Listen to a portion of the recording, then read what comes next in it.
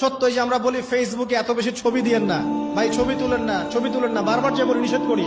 কারণ কি জানেন? একটাই কারণ, বিকজ চোখ লাগাটা সত্য। নবী সাল্লাল্লাহু আলাইহি ওয়াসাল্লাম বলেছেন ইন্না আইনাল হক, চোখের নজর সত্য। নবী করিম সাল্লাল্লাহু আলাইহি ওয়াসাল্লাম বলেছেন এটা সত্য, কারণ নবী করিম সাল্লাল্লাহু আলাইহি ওয়াসাল্লাম যা বলেছেন সাদাকাল্লাহু ওয়া সাদাকা রাসূলুহুল কারীম। নবী যা বলেছেন, আল্লাহ যা বলেছেন চিরায়ত সত্য, এর বাইরে কোনো সত্য আছে?